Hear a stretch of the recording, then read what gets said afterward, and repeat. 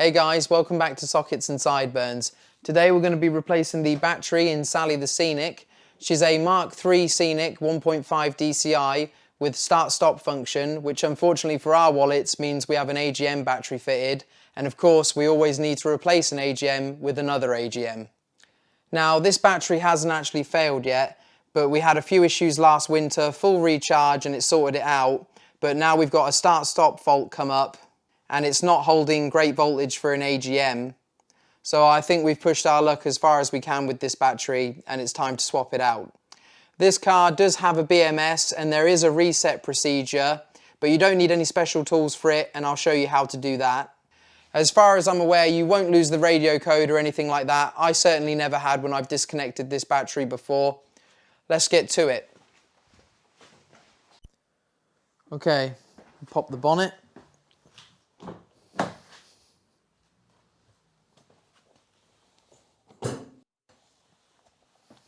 Leave the car unlocked and just be sure to put the key somewhere outside the car just to be safe.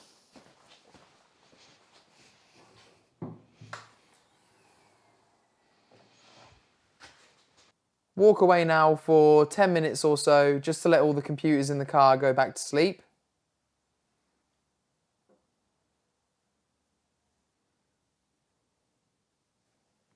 Okay, so on the Scenic, the battery is living on the right-hand side of the engine bay, underneath this cover here. It's held on by 4 clips, 2 on the left and 2 on the right.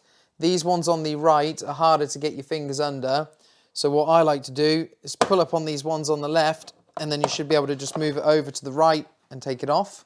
And next up is the ECU cover. It's got this pipe going into it, which I believe is just to provide a little cool air for the ECU.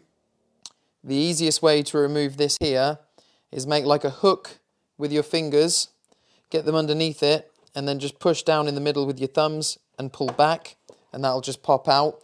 Don't try and push this back too much, or you might pop it out from the other end under the slam panel. And then the ECU cover itself just lifts straight up, get your fingers under each side, pull straight up and it will come off its clips, and then just slide it past the hose.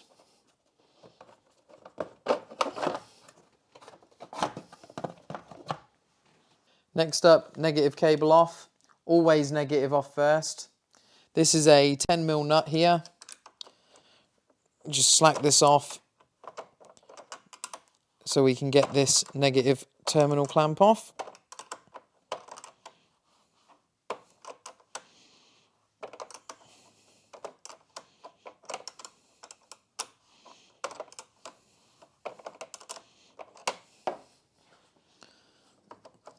And then tuck that down somewhere out the way where it can't flop back and make contact with the negative terminal again.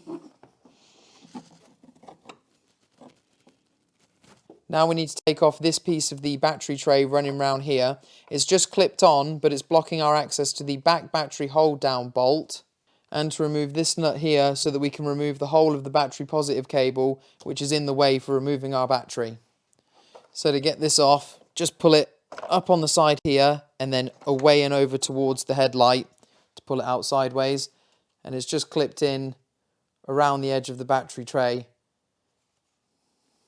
Now we take the positive cable off. The access to the nut under here for the terminal clamp is absolutely terrible. The best combination I've found is a 1/4 inch ratchet with a 10mm deep socket on it.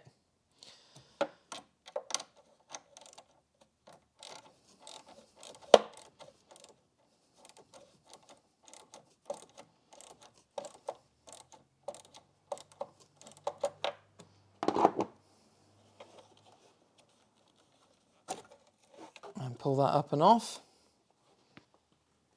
Now this positive cable is going to stop us getting our battery up and out. We need to take off the other end of it. This 10mm nut here.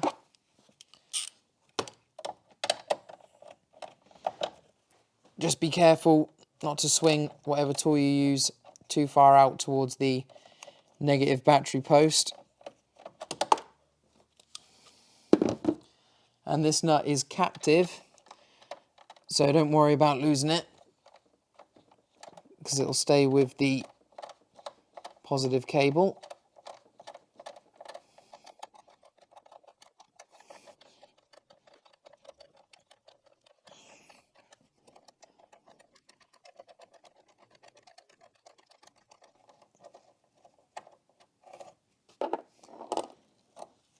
There you are, see? It's captive on there. Okay, with that positive cable out the way, last thing holding the battery in is the hold down bar itself here. There are two 8mm bolts, one at the front here and one at the back down there. Now don't try and undo these all the way out and grab them, because I guarantee at least one will disappear down into the depths of Moria. Best thing to do is pull up a little on the hold down bar as you back out both bolts, and you'll be able to pull it all off together. They won't be able to go anywhere as they kind of thread into the hold down bar itself as well, so they'll pull off with it.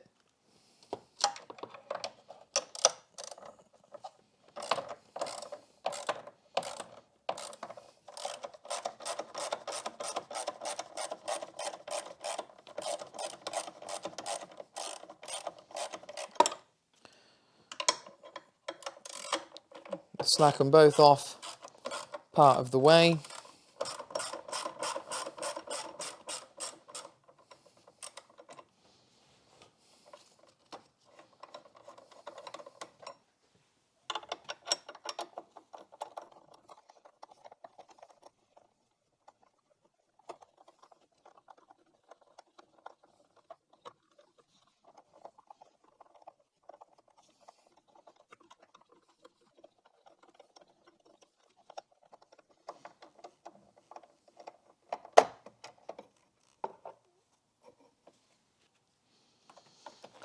And just keep a little pressure up on it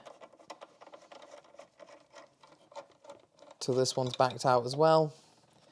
And then you sort of need to lift it up at the back so that you can hook it out from under here.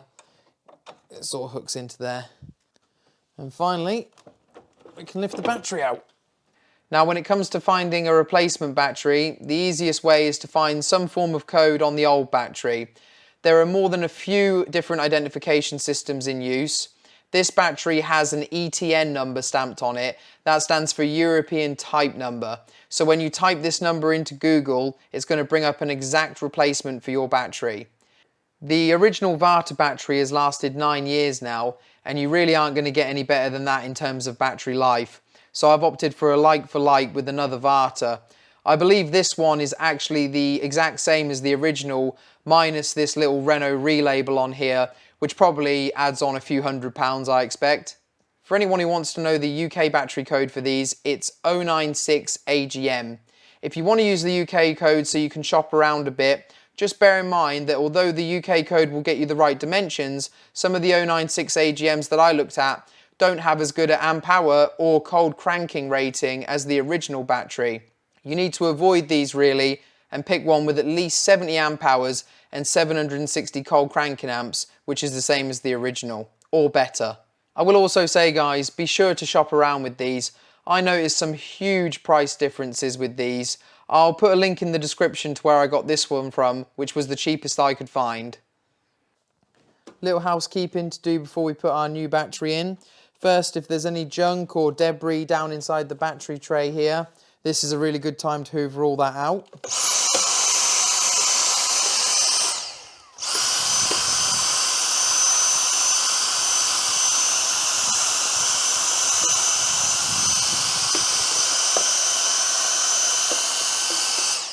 Secondly, we need to clean our terminals up both on the car and on the battery. You can use a wire brush or sandpaper to do this, but I like to use this battery post and terminal brush I've got. It's got a brush inside for getting right inside the contacts on the car, and another brush on the underside for doing the battery posts. So don't forget to grab your positive cable as well and really get inside there and give that a good clean where it's going to contact the battery post. And then the same for the negative as well.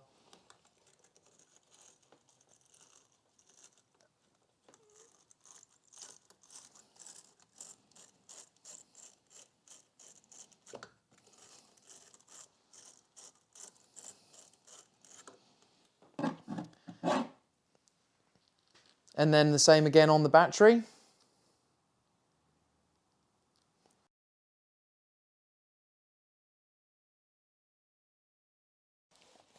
Okay, new battery in now. I always like to make sure that any new battery is fully charged before fitting into a car. Best start in life and all that. And keep these post protector caps on for as long as you can while you're refitting the battery, just to increase the safety factor in case anything tries to flop back and contact one of the battery posts. And just do a quick polarity check.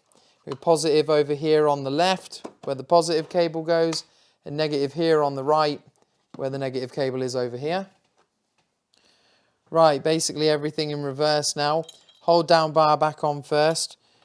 Just slip this bit under this cutout in the battery tray here first at the front. And then you can drop the back down there. And then do both these 8mm up.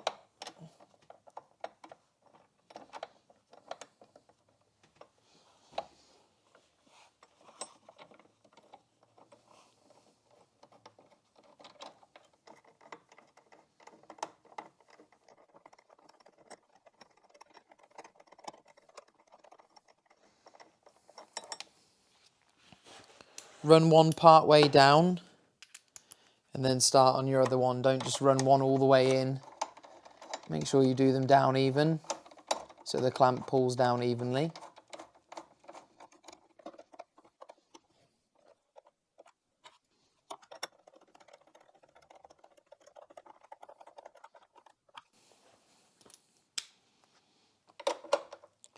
Right, that's finger tight on both now. Let's just make sure it's sitting nice. And then just a pinch up with a 3/8 on these. Don't want to go crazy.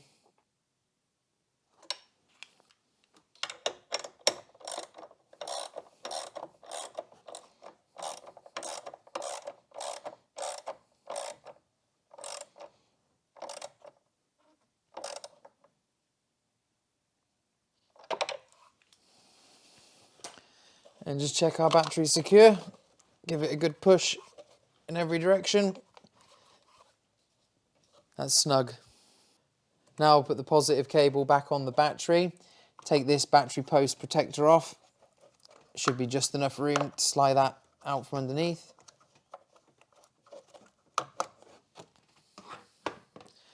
And then just one last polarity check again. I know it seems a bit much, but trust me, you'll be sorry if you get these backwards. Positive, positive.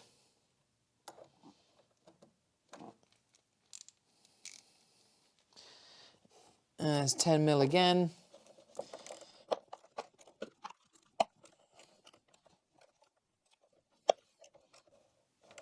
And just a nip up again. And check it's secure. Give it a quick pull. Next, this battery tray extension piece can go back on. Get this end here, which has a clip on it, to engage first. So bring it down into that one.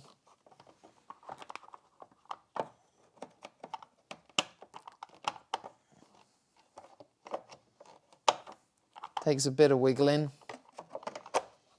but you can get it in there. And then the rest of it sort of goes one side here and then back to the other side there. You got to make sure you get the clips on the correct side. And then that's it fitted in. Negative cable on now. Pull off this protector. Then the negative cable has got bars on it here. These go into slots on this battery tray extension piece. Make sure you line them up or it won't push all the way down on the battery post.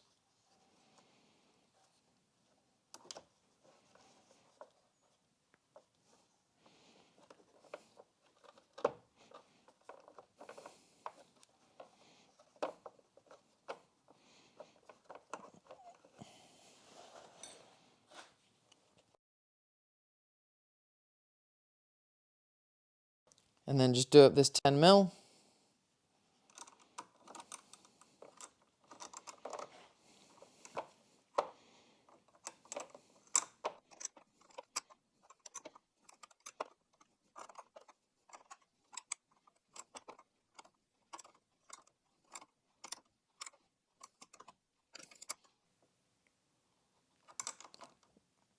just till it's snug. Give it a quick pull test. Make sure it's on there good. ECU cover back on now. Just line up these clips here on the sides with the pins on the battery tray. Pull the pipe up out the way for a second. And just gently drop it down over the ECU. Line your pins up either side and then just push down like that. And then with the pipe, just like what you did earlier, make that hook. Fold it in either side a little bit. Get it in at the bottom and bring the sides in and let the top come up. Very last thing with the battery itself now, battery cover back on. Hook the right side clips over and then push down on the left. Get all those clips engaged. That's it. Okay, with our new battery in, we need to reset the BMS on this car. It's a really easy one to do on this vehicle. It's just going to ask you on the instrument display, new battery, yes or no. Obviously, if you're refitting your old battery, you're going to select no. But in our case, refitted a new one, so we'll be selecting yes. This vehicle is a keyless entry one, so this message is displayed as soon as I've opened the door, although I did have to cycle past the parking brake fault by pressing the button on the stalk. If your vehicle is not keyless entry, you may need to put the key into the ignition slot there in order to get this display, or even possibly start the vehicle. Now, to cycle through yes and no, you just press on these buttons on the wiper stalk here. Just cycle through by doing a quick press, and then when you've got the option you want selected, you press and hold either the up or down, doesn't matter.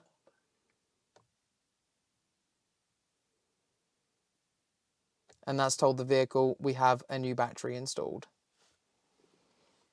Right, what I will do just quick, stick our ignition key in, see if our start-stop volt's gone.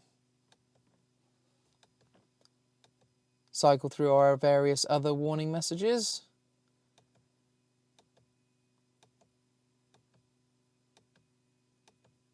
Yep, that's cleared now. Right guys, that's the job done. Pretty simple as far as AGM replacements go. Hopefully this battery will last another 9 years, which, let's be honest, that'll probably outlast the car. As always, if you've enjoyed this video or it's helped you out at all, please hit the like button. If you'd like to see more content from the channel in the future, don't forget to subscribe. You can also find me over on Instagram @SocketsAndSideburns. Thanks for watching guys, I'll see you in the next video.